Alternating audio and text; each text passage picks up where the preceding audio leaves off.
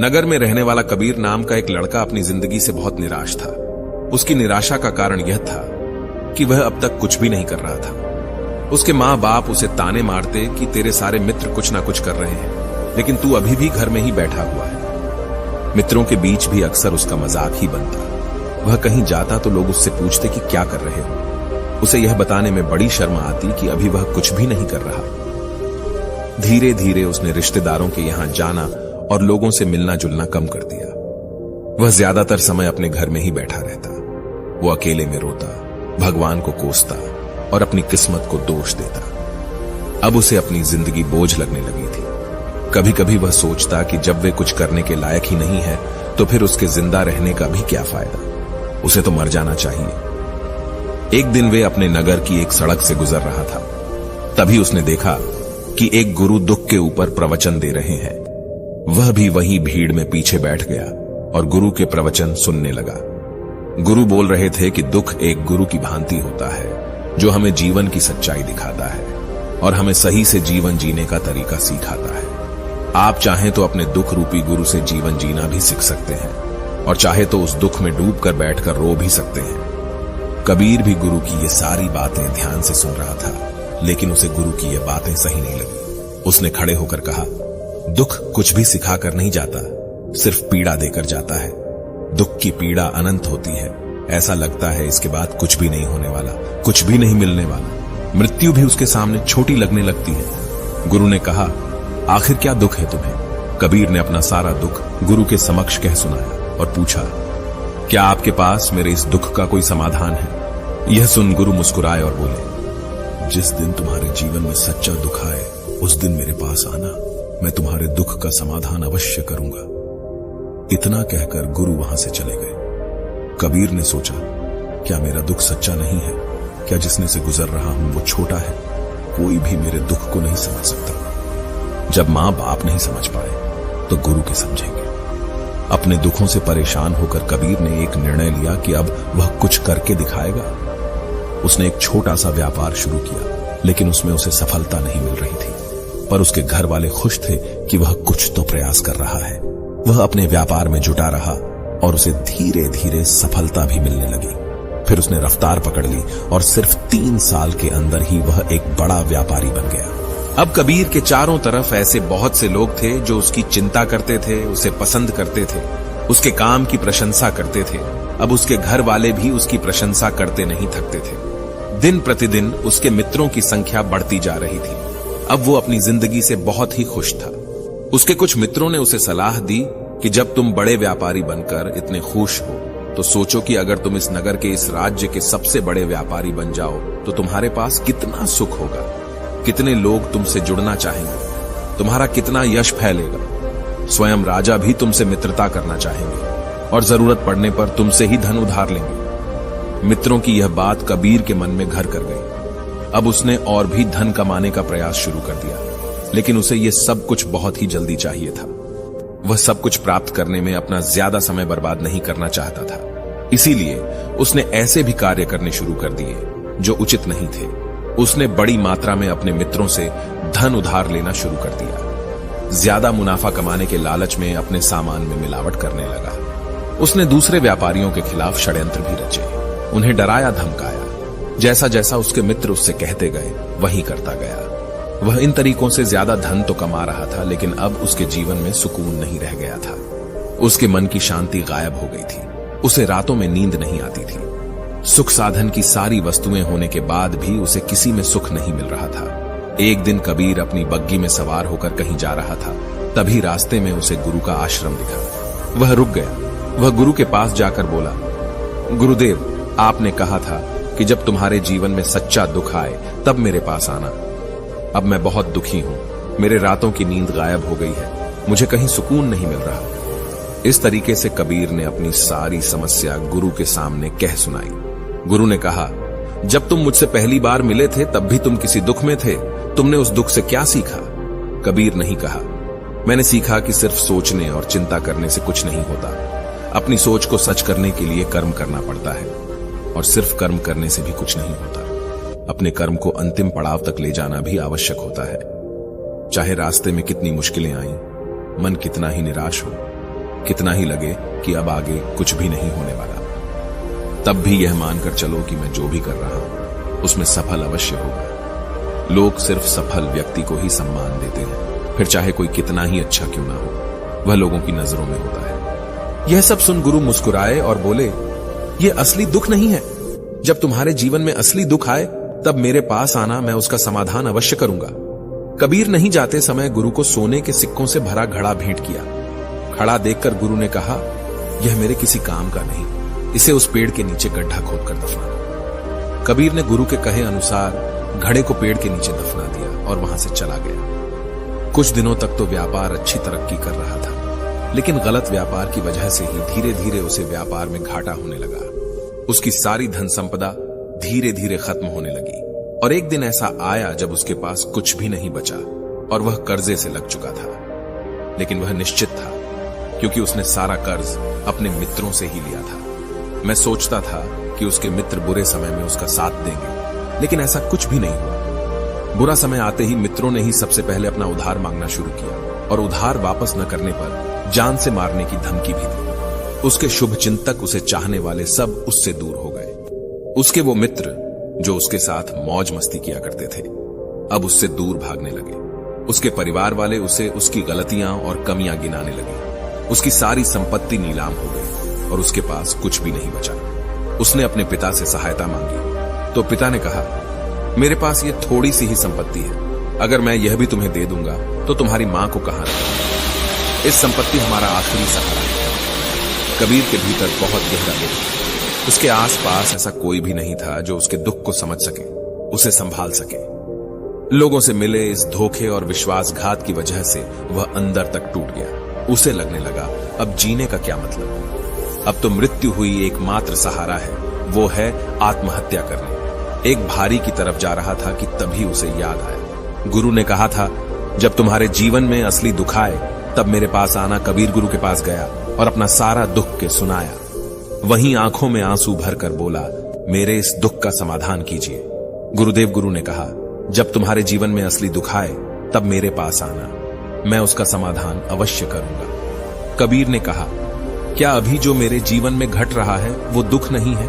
आखिर असली दुख होता क्या है? गुरुदेव गुरु ने कहा, सबसे पहले तुम ये बताओ कि तुमने अपने इस दुख से क्या सीखा?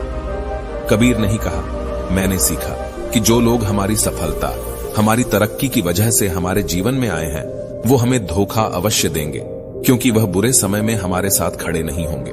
वह केवल अच्छे समय में हमारा फायदा उठाएंगे और बुरे समय में छोड़कर चले जाएंगे। भरोसा केवल उन्हीं लोगों पर करना चाहिए जो हमारे बुरे समय में, असफलता के समय में हमारे साथ खड़े रहते हैं। लेकिन ऐसे लोग बहुत ही कम होते हैं, पर जिसके पास होते हैं उन्हें उनकी कद्र करनी चाहिए, उनका अपमान नहीं करना चाहिए। मैंने यह भी सीखा कि कभी किसी के खिलाफ षड्यंत्र नहीं रखना चाहिए। ईमानदारी और धैर्य के साथ अपना काम करना चाहिए और कभी लालच नहीं करनी चाहिए। अपना सारा दुख और अनुभव बताने के बाद कबीर आंखों में आंसू भरकर गुरु के सामने बैठा रहा। थोड़ी देर बाद गुरु उठे और उस पेड़ के नीचे गड्ढा खोदकर वह घड़ा बाहर निकाला जो सोने के सिक्कों से भरा हुआ था और उसे कबीर को दे दिया और कहा, जब तुम्हारे जीवन में असली दुख आए तब मेरे पास आना। कबीर ने गुरु को धन्यवाद दिया और उन्हें प्रणाम कर वहां से चला गया। उसने उस ढंग से एक छोटा व्यापार शुरू किया। अब वह एक छोटा व्यापारी बनकर भी खुश था। उसने पूरी लगन और ईमानदारी से व्यापार किया। देखते ही देखते वह अपने नगर का फिर एक बड़ा व्यापारी बन गया। उसका जीवन खुशियों और सुविधाओं से भर गया। लेकिन कोई कितना भी अच्छा हो, कितना भी अच्छा काम करें, दान करें, पुण्य करें, लोगों की मदद करें, लेकिन जीवन में दुख तो आता ही है। तो कबीर के जीवन में भी दुख आया। उसके माता पिता की मृत्यु के रूप में वो दोनों एक ही दिन मृत्यु को प्राप्त हो गए। कबीर अपने माता पिता से बहुत प्रेम करता था, इसलिए उसे उनकी मृत्यु से बहुत गहरा आघात पहुंचा। वह उन दोनों के पार्थिव शरीर को शमशान घाट ले गया, जहां उनकी अंतिम क्रिया की गई। वहां उसने अपने माता पिता के शरीर को जलते हुए देखा तो उसका मन बेचैन हो गया। उसके अंदर बहुत से प्रश्न उठने लगे हैं। घर वापस आया तो उसने अपने माता पिता के घर और संपत्ति को देखा, जिसके लिए उसके पिता हमेशा लड़ते रहते थे। आज वह लावारिस पड़ी है। आज उसकी देखरेख करने वाले, उसके लिए लड़ने वाले इस दुनिया से चले गए। उसके पिता ने जो भी कमाया था, जो भी बनाया था, वो सब यहीं रह गया था। 1 दिन पहले तक किसी से भी अपनी संपत्ति के लिए लड़ जाने वाले उसके पिता आज खुद इस दुनिया से अलविदा हो गए थे। उसका मन इसी तरह के अनेक विचारों के भंवर में फंसा हुआ था। उसे अंदर से अकेलापन और डर महसूस हो रहा था। उसे कुछ खालीपन सा महसूस हो रहा था। उसे लग रहा था कुछ तो है जिससे वो समझ नहीं पा रहा। इसीलिए वो गुरु के पास गया। उसे देखते हुए गुरु ने कहा, क्या जीवन में कोई दुख है? कबीर नहीं कहा, वैसे तो जीवन में कोई दुख नहीं है गुरुदेव, सब सुख है, सब अच्छा चल रहा है, लेकिन आज मेरे माता पिता की मृत्यु हो गई। इस घटना से मेरा मन बहुत दुखी और बेचैन है। गुरु ने कहा, इसमें दुखी होने वाली कौन सी बात है? 1 दिन तो सभी के प्रियजनों को मरना ही है। हमेशा जीवित ना तो कोई रहा है और ना ही कोई रहेगा। एक दिन तो तुम्हें भी मरना ही है। हो सकता है कल ही मर जाओ या आज भी मर सकते हो। कबीर ने कहा, ये आप क्या कह रहे हैं? गुरुदेव की मैं भी मर जाऊंगा, पर मैं तो अभी जवान हूं। गुरु ने कहा, इस भ्रम में तो सभी जी रहे हैं कि मृत्यु दूसरों को आती है, बूढ़ों को आती है, लेकिन बूढ़ों के सामने ही जवान मर जाते हैं, बच्चे मर जाते हैं। मृत्यु का किसी की उम्र से कोई संबंध नहीं है, तो सबको अपना बना लेती है। गुरु की यह बातें कबीर के मन में घर कर गई और वह चुपचाप वहां से चला गया। लेकिन उसका मन अभी बेचैन था, अब भी था। वह कुछ खालीपन सा महसूस कर रहा था। वह पूरे दिन अपने बारे में सोचता रहता कि वह कौन है, इस दुनिया में क्यों आया है, क्या सिर्फ चीजों का उपयोग करना और मरना ही जीवन का लक्ष्य है? ऐसे ही बहुत से प्रश्न उसके मन में लगातार उठ रहे थे, लेकिन उसे अपने किसी भी प्रश्न का उत्तर नहीं मिल पा रहा था और उसका दुख दिन प्रतिदिन बढ़ता जा रहा था।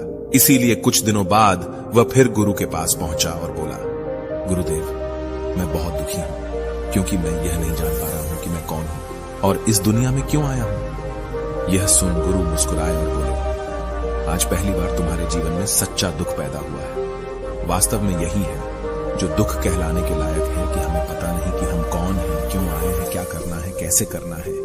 कबीर नहीं कहा, गुरुदेव, मेरे इस दुख का समाधान कीजिए। गुरु ने कहा, हम सभी इंसान जीवन भर का इकट्ठा करते रहते हैं। कबीर नहीं कहा, हम सभी इंसान जीवन भर धन, संपत्ति, मान, सम्मान, परिवार, मित्र, शत्रु, पद, प्रतिष्ठा इत्यादि इकट्ठा करते रहते हैं। गुरु ने कहा, क्या इन इकट्ठा की हुई सभी चीजों में से एक भी चीज को अपने साथ ले जा सकते हैं? कबीर ने कहा, नहीं गुरुदेव, इनमें से कुछ भी साथ नहीं जाता। मेरे माता पिता के साथ भी कुछ नहीं गया, सब तो यहीं छूट गया, हर परिवार, संपत्ति, सब कुछ। गुरु ने कहा, अब मेरी बातों को ध्यान से सुनना। इस दुनिया में हमें जो इकट्ठा करना चाहिए वो तो हम कभी इकट्ठा करते ही नहीं। चीजें हमारे सामने ही होती हैं, लेकिन हम उन्हें देखने का प्रयास ही नहीं करते। इस दुनिया में हमें जिस चीज को इकट्ठा करना है वो हम खुद हैं। हमें खुद को इकट्ठा करना है ताकि जब मृत्यु हो तो हम एक हो सके और स्वयं को पहचान सके। हम भीतर से बंटे हुए हैं। हम बंटे हुए हैं प्रेम में, नफरत में, क्रोध में, जलन में, क्रूरता में, धन में, संपत्ति में, पद में, प्रतिष्ठा में, मान में, पहचान में, धर्म में, जाति में, ऐसे ही सैकड़ों हजारों चीजों में। और वास्तव में हम बंटे हुए हैं। हम टुकड़ों में जीवन जी रहे हैं। इस बंटवारे की वजह से हमारी चेतना कभी एक नहीं हो पाती। हमारी चेतना शक्ति बिखर गई है। इसीलिए हमारे पास इतना भी समय नहीं है, इतनी भी ऊर्जा नहीं है कि हम मुड़कर एक बार अपने भीतर देख सकें। वास्तव में जिस धन की कमी, सुविधाओं की कमी, मान सम्मान की कमी को लोग दुख समझते हैं और जीवन भर उसे दुख बोलकर रोते रहते हैं और उनका समाधान खोजने का प्रयास करते रहते हैं, उन्हें उसका समाधान कभी मिलेगा ही नहीं। क्योंकि जिन्हें लोग दुख कहते हैं वो असली दुख है ही नहीं। वो तो सिर्फ इंसान की चाहत है, उसकी इच्छा है जिसकी पूर्ति कभी नहीं की जा सकती। इसीलिए यहाँ व्यक्ति को ऐसे दुखों का कभी समाधान मिला ही नहीं। इसीलिए इन सब के ऊपर अगर अपने दुखों का परम समाधान चाहिए तो सबसे पहले अपने आप को इकट्ठा करो। अपनी ऊर्जा को इस संसार से वापस खींचो और एकत्रित करो। अपने ऊपर ध्यान दो, खुद पर ध्यान लगाओ। मृत्यु से पहले अपने आप को पहचान लो। ऐसे ही बिखरे हुए मत चलो। कबीर नहीं कहा तो क्या गुरुदेव हमें यह संसार छोड़ देना चाहिए? अपनी सभी इच्छाओं को मार देना चाहिए। किसी से प्रेम नहीं करना चाहिए। धन संपत्ति नहीं इकट्ठा करनी चाहिए। मान सम्मान की आशा छोड़ देनी चाहिए। गुरु ने कहा, एक बिखरे हुए मनुष्य के अंदर से कामनाएं, इच्छाएं और वासनाएं ऐसे ही निकलती हैं जैसे पहाड़ से कोई पत्थर गिर रहा हो जिस पर पहाड़ का कोई नियंत्रण नहीं है। सिवाय देखने, परेशान होने और कुछ खोने के। इसी प्रकार एक बिखरे हुए मनुष्य की इच्छाएं अनियंत्रित और दुखदायी होती हैं। उसका अनियंत्रित मन कुछ भी इच्छाएं और कल्पनाएं करता रहता है और दुखी होता रहता है। लेकिन जब व्यक्ति एकत्रित हो जाता है तो वह जो भी करता है सब उसके नियंत्रण में रहता है। तभी इच्छाएं भी उसकी इच्छा से निकलती हैं। कबीर ने कहा, गुरुदेव, आपने मेरे सच्चे दुख का समाधान कर दिया। आपका बहुत बहुत धन्यवाद। आपसे मैं खुद को एकत्रित करने का प्रयास करूंगा। गुरु ने कहा, मानव शरीर में बहुत ऊर्जा है, बहुत शक्ति है, पर यह बेकार के कामों में बाज कर रह गई है, चीजों में लगी रहती है। यह ऐसा ही है जैसे कि एक अत्यंत शक्तिशाली मशीन किसी बच्चे के हाथों में दे दी गई हो और वह बिना सोचे समझे, बिना किसी नियंत्रण और जानकारी के बस इसकी शक्ति को कहीं भी बर्बाद कर रहा हो। इसीलिए अपनी चेतना की शक्ति पर ध्यान दो और इसे एकत्रित करो। कबीर को अपने प्रश्नों का उत्तर मिल चुका था। उसने गुरु को धन्यवाद किया और चुपचाप वहां से चला गया। दोस्तों, उम्मीद है कि आपको यह कहानी पसंद आई होगी। यदि आप ऐसी और मजेदार कहानियों और संदेशों को और सुनना चाहते हैं तो हमें सब्सक्राइब करें। नमो बुद्धाय।